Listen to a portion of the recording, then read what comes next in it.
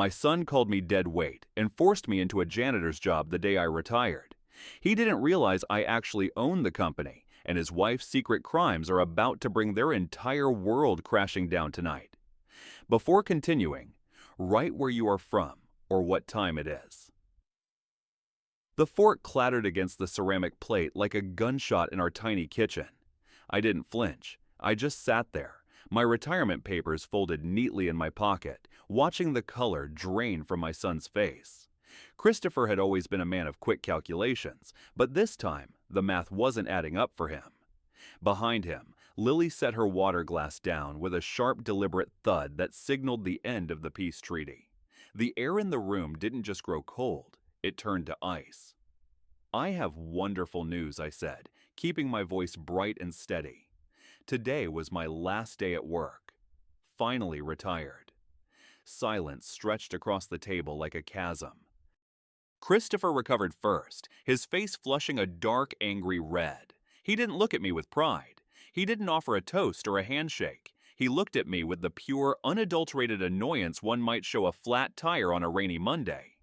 "What?" Christopher leaned forward, his manager voice replacing any trace of being my son. "Dad, you can't just quit your job like that. Did you even think about what this means?" "Of course I did," I told him. My smile started to waver, just for show. 40 years of service, son. I've earned this. I thought we could celebrate." "Celebrate?" Lily's voice cut through the air, sharp as a razor. "Chris, your father thinks we're going to feed him for free." The warmth I'd carried home in my chest froze solid. I'd pictured a different night. I'd pictured my son clapping me on the back, telling me he was proud of his old man for finishing the race. Instead, I was looking at a stranger who saw me as a line item on a budget. "Listen, Dad," Christopher said, his eyes narrowing. "I'm not keeping an extra mouth to feed. You need a job tomorrow. I don't care if it's flipping burgers or stocking shelves, but you're not sitting around here living off my paycheck." Each word hit me like a physical blow. I stared at this man I'd raised. I'd funded his college education. I'd paid for the very roof over his head, though he seemed to have forgotten the name on the deed. The overhead light cast harsh shadows across his features, making him look like a stranger. Lily nodded, her lips a thin line of approval. "Douglas, you're 65, not 90. Plenty of people your age work. My neighbor's father bags groceries until he's 73. But I thought," I began, letting my voice trail off into a pathetic whisper. "You thought wrong," Christopher interrupted. "You think money grows on trees? Do you have any idea what it costs to maintain this house? To keep you fed and clothed? I work 50 hours a week at Whitmore Industries just to keep us afloat." The irony tasted like copper in my mouth. He worked at Whitmore Industries, the very company I'd helped build from a garage startup 25 years ago. He didn't know. He didn't know his paychecks were partially funded by the dividends I quietly collected every quarter. My untouched dinner grew cold as I absorbed their cruelty. The meatloaf Lily had made, usually my favorite, now looked like gray clay under the fluorescent light. Everything about this moment felt wrong, distorted, like viewing my life through a funhouse mirror. I looked at the family photos on the dresser in the hallway, the graduation, the wedding, the holidays. Had it all been an illusion? Had I raised a shark in the skin of a son? "You're right," I said quietly, playing the role of the defeated old man. "I should have discussed it with you first." Christopher's expression softened, but it wasn't kindness. It was the smug satisfaction of a victor.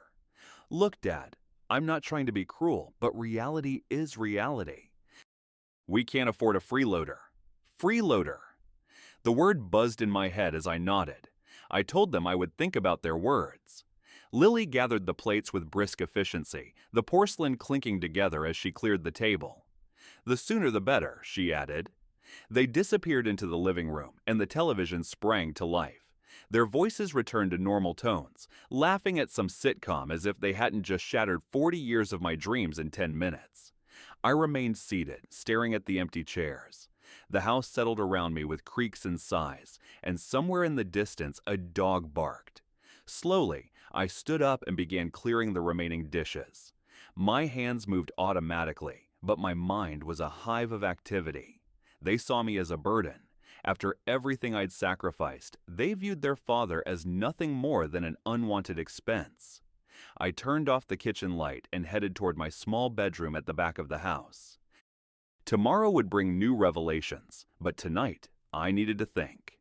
I lay fully clothed on my narrow bed, staring at the ceiling where shadows from passing cars painted moving patterns. My mind churned with the dinner conversation. 40 years of service, and my reward was being called dead weight. Voices drifted through the thin wall separating my room from the master bedroom. At first, they were just murmurs, but Christopher's voice rose, unconcerned about being overheard. "Can't believe he just announced it like that," Christopher was saying. "He thinks he can just sit at home on my dime. 40 years of work. So what? That doesn't entitle him to retirement on my salary." Lily's response was muffled but distinct. "What if he refuses to work? What if he just sits around watching television all day?" Christopher's answer made my heart stop. "Then we'll take his pension and put him in a nursing home. Enough already. I'm tired of supporting dead weight." The words nursing home hit me like ice water. I gripped the bed sheets, my knuckles turning white in the dim light filtering through the curtains. They weren't just angry, they were planning my exile. They wanted to warehouse me and steal the modest monthly check that represented 4 decades of labor. "He's been mooching off us for 2 years since Mom died," Lily continued. "Free meals, and now he doesn't even want to work. He's got nerves of steel." I closed my eyes, remembering the checks I'd written. $23,000 for Christopher's college, $8,000 for his wedding. They didn't even mention that they were living in my house, the property I'd paid off before Christopher even learned to drive. "The old man doesn't realize how expensive everything is now," Christopher said. "Utilities, groceries, insurance. He thinks it's still 1950. Maybe we should give him a deadline." Lily suggested 1 week to find work or he's out. "Perfect," Christopher agreed. "And if he complains, we'll remind him that beggars can't be choosers." Their laughter drifted through the wall, casual and cruel. I lay there absorbing every word, every dismissive chuckle. These were the people I'd loved unconditionally. My son, the boy I'd taught to ride a bike, whose scraped knees I'd bandaged, viewed me as a nuisance. They'd already decided my fate. I thought about my colleagues at the plant who'd received gold watches and retirement parties. Jim Morrison got a fishing boat from his kids. Helen's family threw her a celebration at the country club. I got threats and ultimatums over cold meatloaf. But as I lay there in the darkness, something else began to stir. It wasn't just hurt anymore. It was a cold, calculating anger. It was the same fire that had driven me to invest $500,000 in Leonard Whitmore's dream when everyone else called it a gamble. They wanted to play games with Douglas Cook? Fine, we would play. I remembered the night Christopher called home years ago, panicked about tuition increases. "Don't worry, son," I'd told him. "Your old man will figure it out." And I had. I'd traded sleep for his dreams, my comfort for his opportunities. Throughout it all, I'd lived modestly. I let them think I struggled paycheck to paycheck. Better to be seen as generous than wealthy, I'd believed. My fingers traced the worn bed sheet. I thought about Leonard. We'd shaken hands in his garage 25 years ago, 2 men betting on the future. Now, Whitmore Industries employed 3,000 people across Oregon and Washington. My son worked for a company his father had built, and he didn't have a clue. "All right, Christopher," I whispered to the dark ceiling. "This game can be played by 2 sides." The photo on my nightstand caught a sliver of streetlight. Christopher at 8 years old, gap-toothed and grinning, holding a baseball glove I'd saved for 2 months to buy. That boy was gone. In his place was a man who mistook kindness for weakness and generosity for desperation. He assumed my modest lifestyle meant I was powerless. Tomorrow, I would surprise them. I would agree to work. I would let them feel superior while I positioned myself exactly where I needed to be. Sometimes the best revenge requires patience, and I'd spent 65 years learning how to wait for the right moment. The clock on the wall ticked toward 1:23 a.m. In 6 hours, I would begin teaching my son the difference between charity and vulnerability. He wanted to see his father humbled? He'd get his wish, right up until the moment he realized who was really holding the cards. I pulled the blanket up to my chin and finally allowed myself to sleep. Morning coffee was already brewing when I entered the kitchen. Christopher stood by the counter in his weekend clothes, while Lily buttered toast at the table. Both looked up as I appeared, their expressions mixing curiosity with the residual hostility from the night before. "Christopher, I've been thinking about your words," I said, settling into my usual chair. "You're right." The coffee mug froze halfway to Christopher's lips. Lily's knife stopped mid-spread, leaving a glob of butter suspended over her toast. They'd clearly expected another argument, more pleading about my retirement dreams. Seriously. Christopher set down his mug with obvious suspicion. "You're not going to fight us on this. What would be the point?" I kept my voice steady and reasonable. A man my age should contribute to the household. I see that now. Lily exchanged a glance with her husband. They'd prepared for battle and found surrender instead. Christopher leaned against the counter, his manager persona emerging. "Well, since you're being practical about this, I might have a solution. There's a janitor position open at my company, Whitmore Industries." I felt a small smile threaten the corners of my mouth and quickly suppressed it. "That sounds perfect. I accept." "Just like that?" Lily's voice carried notes of disbelief and satisfaction. "You're willing to clean offices?" "Honest work is honest work," I replied. "When would I start?" Christopher's chest puffed slightly with newfound authority. "Monday morning, 7 a.m. sharp. You'd be ideal for the position. No complaints. Follows orders. Grateful for the opportunity." He paused, savoring his next words. "The pay is minimum wage, of course. But beggars can't be choosers, right?" There it was again. The phrase they'd laughed about through the walls. I nodded seriously, as if accepting both the job and the insult with equal grace. "I'll need to speak with my boss, Leonard, about approving the hire," Christopher continued, "but I'm sure he'll understand the family situation. Probably feel sorry for you, actually. Leonard, my oldest friend, my business partner. The man who knew every secret of my financial life. I imagined his reaction when Christopher walked into his office asking to hire his own father as a janitor. "That's very kind of you to help arrange this," I said. "I appreciate you both helping me understand reality. It'll be good to have purpose again." Christopher nodded approvingly. Exactly the attitude we wanted to see. Maybe this will work out after all. He pulled out his phone to contact Leonard. I watched him dial, already picturing my first day. It would be a homecoming, just not the kind Christopher anticipated.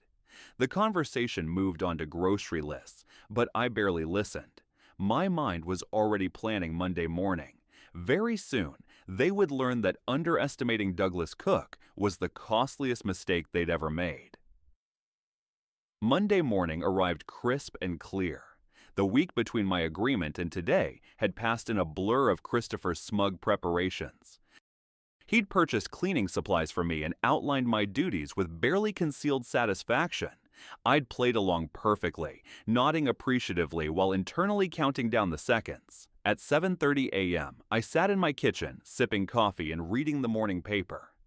Through the window, I could see neighbors heading to work. The cleaning supplies Christopher had bought remained untouched in their bag by the door, a prop in the theater of his expectations. My phone remained silent until 8:15. Then it erupted. "Dad, where are you?" Christopher's voice crackled with fury and panic. My boss just tore me apart. Leonard was waiting for the new janitor and nobody showed up. "Oh my," I said, affecting a tone of confused concern. "What time was I supposed to be there?" 8 We discuss this every day this week. How could you forget?" I paused, letting his agitation build. "I'm so sorry, Christopher. Age, you know. Sometimes things just slip away from me. These old brains aren't what they used to be." "This isn't about your brain." His voice rose another octave. "I vouched for you. I told Leonard you'd be reliable. That hiring family was a smart move. Now I look like a complete fool." Perfect. I imagined Leonard's confusion, wondering why Christopher was so invested in hiring an elderly janitor. My old friend was nothing if not polite, but he'd certainly noticed the irregularity. "I feel terrible about this misunderstanding," I continued. "What did Mr. Whitmore say? He asked why I was so personally involved. I had to explain you were my father living at home and needed the work. The whole conversation was humiliating." Interesting. Leonard hadn't revealed our connection yet. He was probably trying to puzzle out why my son was offering me a menial job at my own company. "Perhaps I could come in this afternoon," I suggested helpfully. "No. Tomorrow you will be at work at 7:45 a.m. sharp. Or else," he trailed off. "Just don't let this happen again, Dad. My reputation is on the line." "Of course, son. I understand completely." After he hung up, I sat back and allowed myself a moment of deep satisfaction. Phase 1 had worked perfectly. Christopher was rattled. The careful authority he'd built around this arrangement was already cracking. Tomorrow would bring Phase 2, but for now, I had other work to do. I folded the newspaper and headed toward the small desk in my bedroom. 2 manila folders waited for me there. I'd been preparing this particular surprise for 2 months, ever since the evening I discovered Lily's secret. It had been a January afternoon when I noticed Henderson and Associates letterhead scattered across the kitchen counter. Lily had been careless, leaving work documents beside her coffee cup. My trained eye, 40 years of reviewing financial statements, immediately caught the irregularities. Office supplies, $847.50. Equipment maintenance, $1134. The numbers seemed inflated for a small accounting firm. I'd managed budgets for decades. These figures raised red flags. I'd photographed the documents with my phone while Lily was in the other room. That evening, I'd called Michael Richardson, a forensic accountant who owed me favors. "Michael, could you check something for me at Henderson and Associates?" I'd asked. Completely confidential. 3 days later, Michael provided the real reports. The comparison was damning. Lily had been systematically inflating costs and pocketing the difference. Office supplies that cost $347 became $847 on her reports. A $534 maintenance bill became $1234. Now, sitting at my computer, I opened both folders. The evidence was irrefutable. Lily's falsified documents alongside the authentic records. I began typing the anonymous email. "Dear Mr. Henderson, I am writing to inform you of serious financial irregularities in your company's expense reporting. Your employee, Lily Cook, has been systematically embezzling funds." I attached the scanned files and hovered my finger over the send button. For a moment, I considered the consequences. Lily would be fired. Christopher would face the stress of an unemployed wife under investigation. Their financial stability would crumble. Then I remembered their laughter through the wall. I remembered the words nursing home and dead weight. I clicked send. The email disappeared into cyberspace, carrying the destruction of Lily's career. Within hours, their world would begin unraveling from a direction they'd never anticipated. I closed the laptop and fed the physical documents into my paper shredder. The ribbons of paper fell like snow. Outside, the spring sunshine painted the kitchen in golden light. I made myself a sandwich and sat down to wait. Christopher had wanted to play games with his father's future. Now he'd discover his father had been collecting insurance policies all along. The afternoon stretched ahead of me. Christopher's morning humiliation had been satisfying, but it was merely the opening gambit. Now came the methodical work. I opened my laptop again to check the anonymous account. The message needed to sound professional to trigger an immediate audit. I recommended an immediate investigation into office supplies and consulting fees. By evening, Lily would face the consequences of both her theft and her cruelty. I watched the shredder finish its work. Phase 3 was complete. Tonight, they'd both return home to a father they assumed was helpless, never suspecting he'd orchestrated their simultaneous downfall. I made myself tea and settled into my chair to wait for the front door to slam. The front door slammed at 6:43 p.m. Heels clicked rapidly across the hardwood floor. I looked up from my newspaper, feigning surprise. Lily appeared in the living room doorway, her face blotchy with tears. Mascara smudged beneath her red-rimmed eyes. Her usually perfect appearance was disheveled, blouse wrinkled, hair escaping its bun. "Lily, what happened?" I rose halfway from my chair with practiced concern. "Why are you crying? I'm facing termination." The words tumbled out between sobs. "Someone sent my boss some documents, financial records. They think I've been stealing." "What terrible luck," I said, my voice calibrated to convey shock. "Who could have done such a thing?" She collapsed into the armchair. "Doug, Someone anonymous sent detailed evidence to Mr. Henderson this afternoon. Bank records, expense reports, everything laid out like a forensic investigation. I maintained my expression of bewildered concern while internally cataloging her reveal. That sounds absolutely devastating. What exactly are they claiming? They're saying I inflated expense reports and created fake invoices. Doug, they have everything. Dates, amounts, even photographs of documents. Fascinating. Henderson had moved quickly. He was a competent businessman. But surely this is some kind of misunderstanding, I said gently. You're an honest person, Lily. Anyone who knows you would vouch for your character. That's just it. She leaned forward desperately. The evidence is so detailed. Whoever did this has been watching me for months. It's like they knew exactly what they were looking for. Indeed, they did. Have you told Christopher yet? I asked, allowing worry to creep into my voice. No, how can I? He's already stressed about work and you missing your first day. She looked at me with pleading eyes. Doug, what am I going to do? If they fire me, if there are criminal charges, we'll lose everything. Now, I said soothingly, moving to pat her shoulder. We'll figure this out together. Family supports family, right? The irony wasn't lost on me. The woman who'd laughed about abandoning me was now seeking comfort from her victim. They've suspended me pending a full investigation, she continued. Mr. Henderson said the evidence was too compelling to ignore. They're bringing in external auditors. External auditors. Michael Richardson had covered his tracks well. The authentic reports would corroborate everything. Is there any chance this could be resolved quietly? I asked. Perhaps if you spoke with Mr. Henderson directly. My side? She laughed bitterly. What side?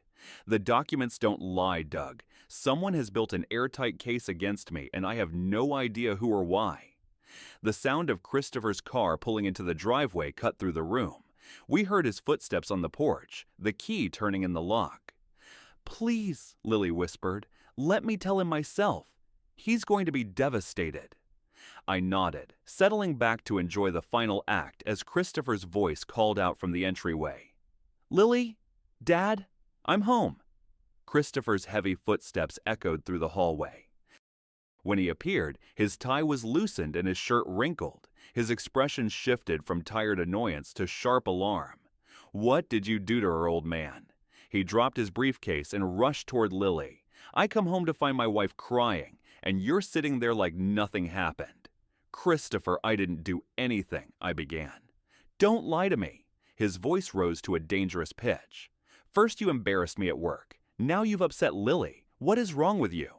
Chris, please, Lily interrupted. It's not your father. Then what is it? He whirled on her, demanding answers with his manager authority. Why are you crying? They want to fire me, Lily sobbed. Someone sent evidence to my boss. Embezzling. They've suspended me.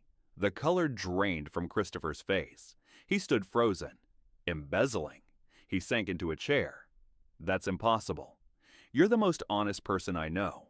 That's what I tried to tell them, Lily said. But whoever sent this knew everything. Bank records, documents. Everything perfectly documented. I watched Christopher's face cycle through emotions, confusion, denial, and finally, panic. His father missing work, his wife facing criminal charges. His world was spinning out of control. This can't be happening, he muttered, running his hands through his hair. Not now. Not when everything else is falling apart. What do you mean everything else? Lily asked. Christopher looked at me with resentment.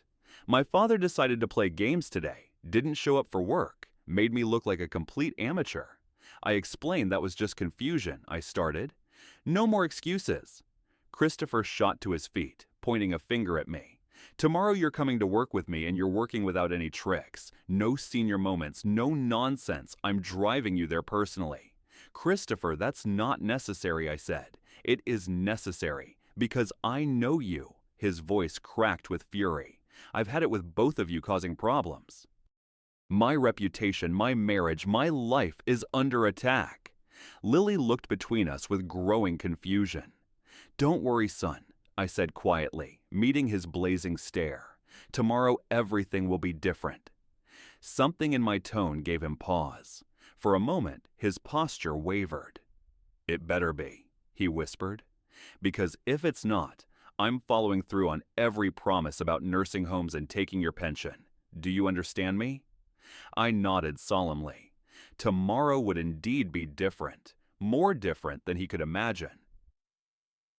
Morning came too soon for Christopher, but I'd slept peacefully. This was the final act. I dressed methodically in the work clothes he'd bought me, each piece a costume for the performance of a lifetime. Christopher was already in the kitchen, gulping coffee with grim determination. His face bore the marks of a sleepless night, dark circles, unshaven stubble.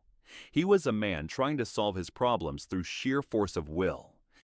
"Ready?" he asked curtly. "Ready," I replied, pulling on the jacket that completed the janitor's uniform. The drive to Whitmore Industries passed in intense silence. Portland's morning traffic gave Christopher something to focus on, his knuckles white on the steering wheel. I sat quietly, watching the familiar neighborhoods pass by, counting down the minutes. "Let me make something crystal clear," Christopher finally spoke. "Today there will be no confusion, no mysterious illnesses. You will show up, you will work, and you will make me look competent." "I understand completely," I said, keeping my tone submissive. "Do you?" He shot me a glance. "Yesterday's stunt nearly cost me my job." Leonard asked pointed questions about my judgment. I had to convince him to give you another chance. Poor Leonard. He must have been so confused, trying to understand why my son was trying to hire me as menial labor. "And no tricks," Christopher continued. "I know you think this is a game, but those days are over. From now on, I'm in charge." "Don't worry, son," I said. "Today, everything will be different." He glanced at me sharply. "What's that supposed to mean?" "Just that I understand the situation better now," I replied. "Sometimes it takes time to see things clearly." The Whitmore Industries building came into view, a sleek structure of glass and steel that represented 25 years of growth. Christopher had driven past it thousands of times, never knowing I helped make it possible. "There it is," Christopher said, his voice mixing pride with anxiety. 3,000 employees, multi-million-dollar operation. This is where real men work, Dad. This is what success looks like. Indeed it was, and today, Christopher would learn the truth about that success. We pulled into the parking lot. Christopher chose a spot near the main entrance. His hands were trembling. "Remember," he said, "whatever happens in there, you follow my lead. I do the talking. You stay quiet, respectful, and grateful." Of course I agreed. I suppressed the irony of receiving such instructions about entering my own company. Christopher climbed out and waited for me. Together, we walked toward the glass doors. The doors opened with a soft whoosh. The marble lobby gleamed. Christopher strode ahead confidently, nodding to the security guard who waved us through. Another irony. I'd designed those protocols. "Stay close and keep quiet," Christopher muttered. The hallway bustled with activity. I recognized several faces, though they didn't notice the elderly man in a janitor's uniform walking behind an anxious manager. Christopher acquired a mop and bucket from a supply closet and thrust them into my hands. "Here, make it look authentic when Leonard sees you."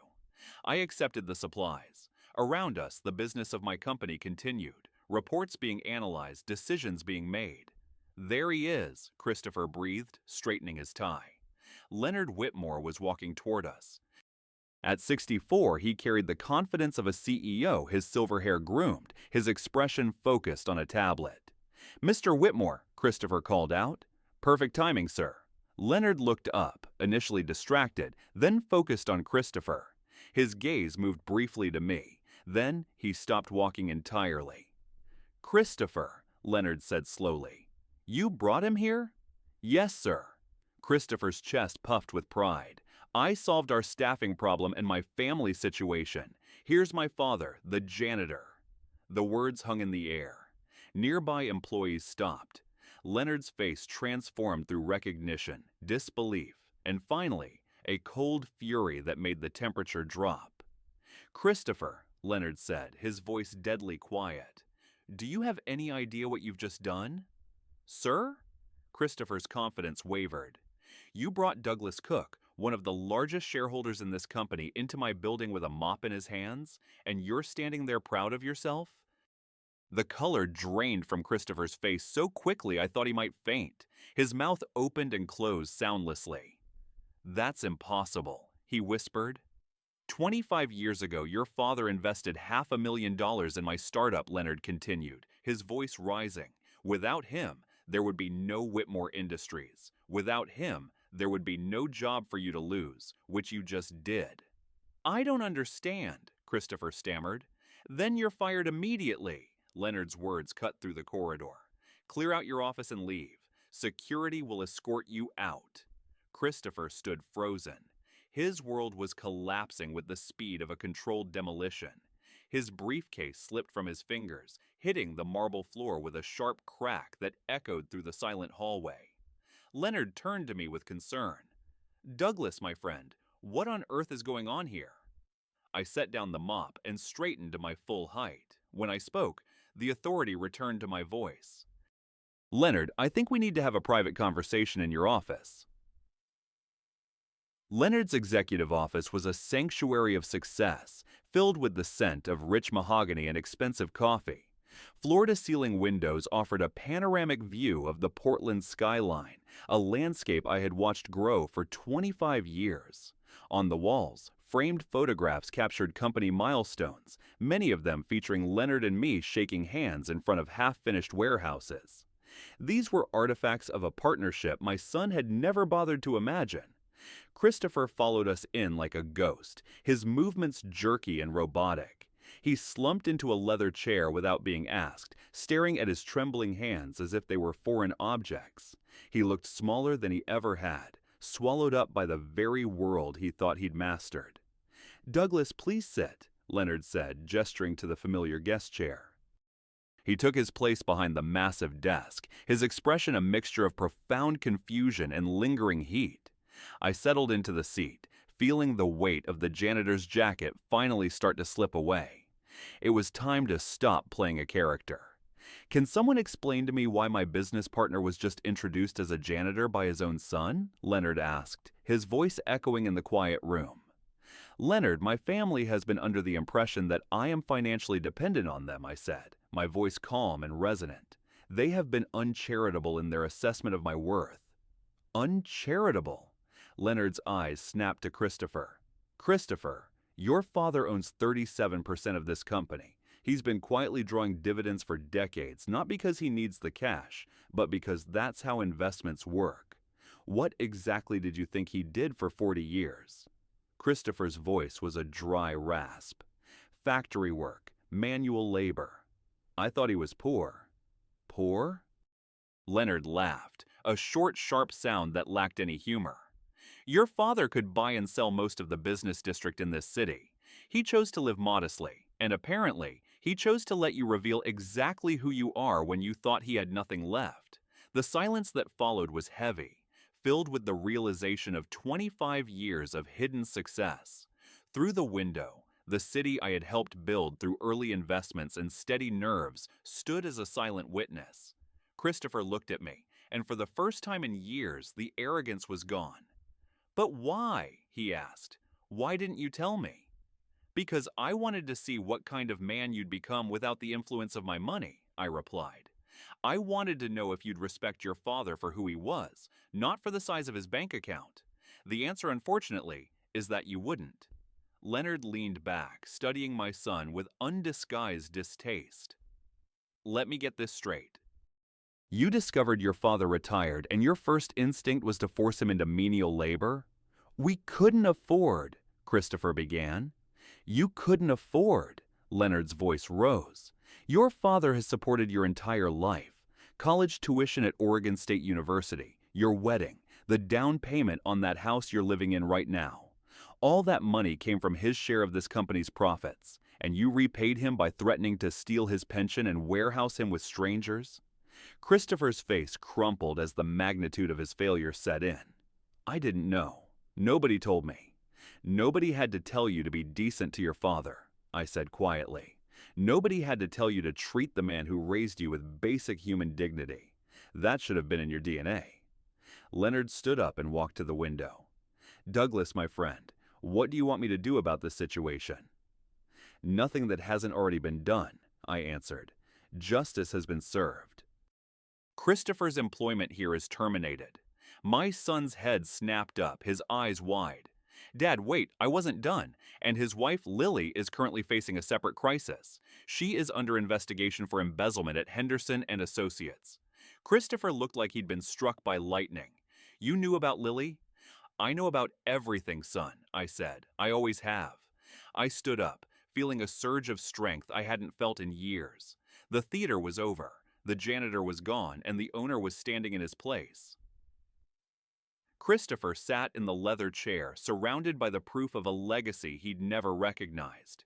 He looked at the photographs on the wall, the ones showing me and Leonard at groundbreaking ceremonies, and finally understood that his father was never the weak, dependent man of his imagination. The office fell silent, save for the distant, rhythmic hum of the building below. Thousands of employees were working, and my son was no longer one of them. Leonard walked over and placed a firm hand on my shoulder. Douglas, you are always welcome here. This is your company as much as mine. Thank you, Leonard, I said, offering a genuine smile. But I think it's time I actually retired. Properly this time, on my own terms. I turned back to Christopher. My voice was no longer that of the punished father, but the strategist who had won the final move. Perhaps this experience will teach you something about respect and humility. Perhaps you'll finally learn the difference between being poor and choosing to live simply. Christopher opened his mouth as if to plead, to offer an apology, or to beg for a second chance. But he closed it just as quickly. There were no words that could bridge the chasm he'd dug over the last week. There were no apologies that could fix 40 years of sacrifice that he had tried to spit on. I walked toward the door. As we prepared to leave the executive suite, Leonard held the door open for me. Justice has been restored, he said simply. Indeed it had. I walked through the lobby of Whitmore Industries, past the security guard who now gave me a respectful nod, and out into the bright morning light. I was no longer a burden or a charity case. I was Douglas Cook, and I was finally free.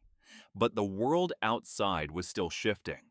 When I got to the car, Christopher was already standing by the passenger door, looking defeated. He didn't speak a word during the drive home. The smug manager persona had been replaced by a hollow shell. When we stepped inside the house, the atmosphere was thick with tension. Lily was in the kitchen, her phone gripped so tightly her knuckles were white. She looked up as we entered, her eyes searching Christopher's face for any sign of hope. She found none. "Chris," she whispered, "what happened? Why are you home so early?" Christopher dropped his briefcase on the floor. It hit the hardwood with a hollow thud. "I'm fired," he said, his voice flat.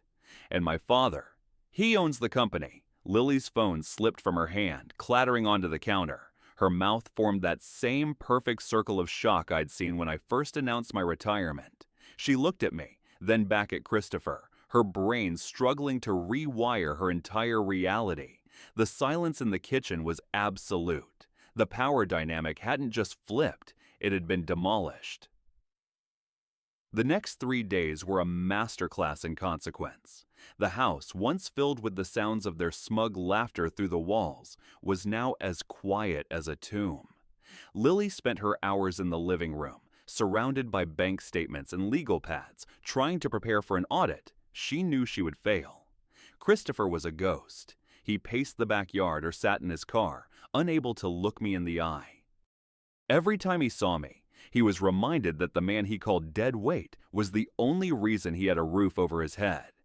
On Wednesday morning, a black sedan pulled into our driveway. 2 men in sharp suits stepped out, carrying briefcases. They weren't from Whitmore Industries. They were from Henderson and Associates. I watched from the porch as Lily met them at the door. Her face was the color of ash.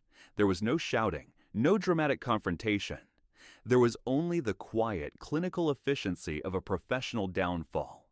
They were there to recover the $18,000 she had diverted into her personal accounts. They left an hour later with a stack of signed documents. Lily collapsed onto the sofa, her head in her hands. She had avoided immediate arrest by signing over her entire savings and promising restitution, but her career in accounting was dead. Christopher walked into the living room, looking from his broken wife to me. He finally spoke, his voice trembling. "You did this, didn't you?" I set down my coffee mug and looked him directly in the eyes. "I didn't make Lily steal, Christopher. I didn't make you treat your father like an unwanted expense. I simply stopped hiding the truth. You both made your choices. I just made sure you had to live with them." I stood up and walked to the hallway dresser. I picked up the photo of Christopher as an 8-year-old and looked at it one last time. "I'm moving out on Friday," I announced. "I've bought a small place near the coast. It's quiet, and it has a view of the water." "What?" Christopher stammered. "Dad, you can't leave. We need you." "No," I said firmly. "You need my money. There's a difference." The realization hit him like a physical blow. Without my dividends, without the freeloader they'd tried to exploit, they couldn't afford the mortgage on this house. They couldn't afford their lifestyle. "I'm leaving the house to you," I added. "But the title is still in my name." "You'll pay rent or you'll find somewhere else to live. Fair is fair after all." I walked back to my room to finish packing, leaving them to the silence of their own making. Friday morning was as clear and bright as the day I'd first announced my retirement. A small moving truck sat in the driveway, loaded with the few things I actually cared to keep: my books, my photos, and the clothes I'd worn for 40 years. Christopher and Lily stood on the porch as I carried the last box out.